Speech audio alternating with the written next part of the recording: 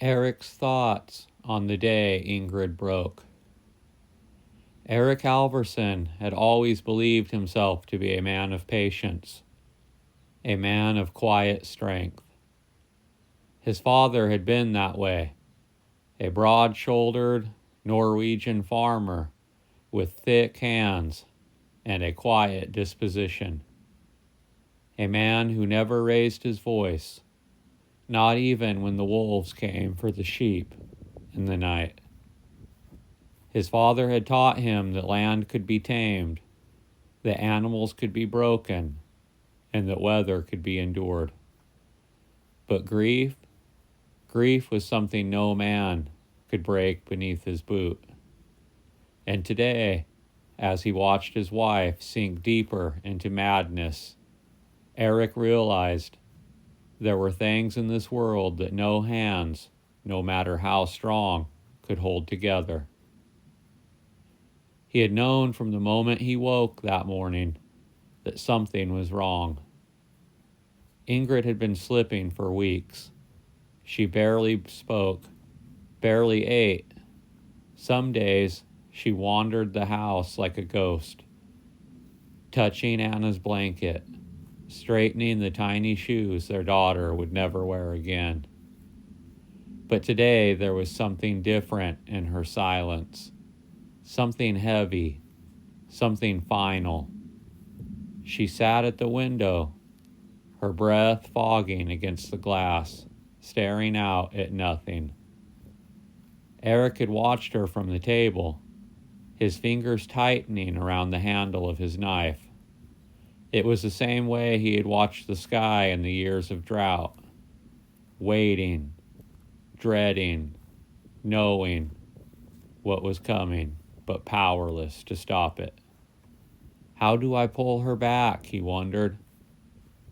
She had always been the strong one.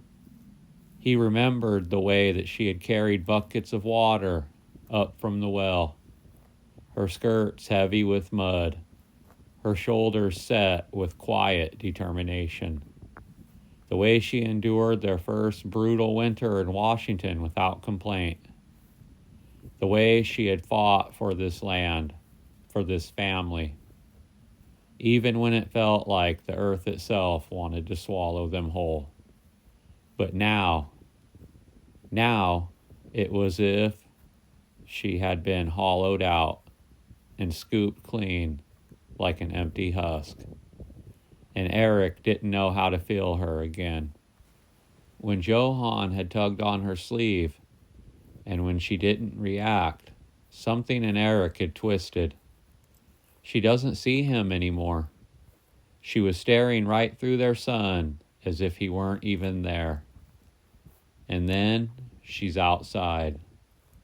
The words had slid from her lips like a prayer, like a certainty, and Erik had felt the earth shift beneath him. It was not just grief anymore.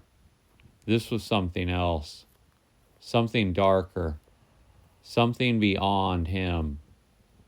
When she ran out into the snow, Erik's body had moved before his mind had caught up. His boots pounded against the frozen ground. His breath clouded in the air, but the only thing he could hear was the wild pounding of his own heart. He had lost one girl already. He would not lose another. He saw her ahead, her night dress billowing, her dark hair whipping against her face. She looked like a ghost, like something caught between worlds. And then she fell to her knees when she began digging.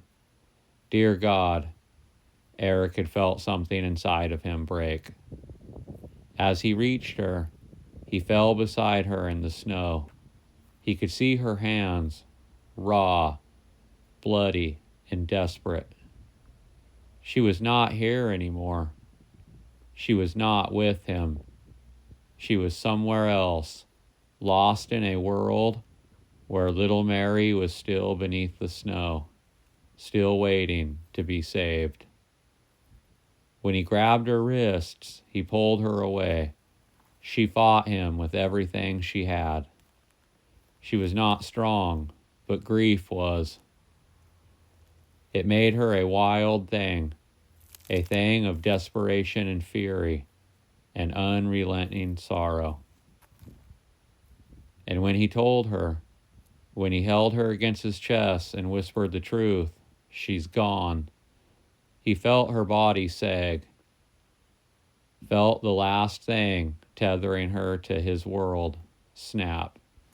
And when she lifted her head, when he looked into her eyes, they were empty. She was gone. She was still breathing, still warm beneath his arms, but she was not there anymore. And Erik, who had built houses from raw timber, who had crossed the ocean with nothing but a dream, who had fought to carve out a life in this hard, unyielding land, realized that he could not fight this, that he could not fix this. For the first time in his life, Erik Alverson had no strength left.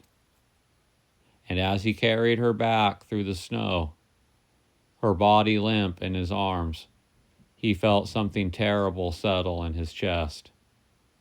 He had lost his wife, not to death, but to something much worse.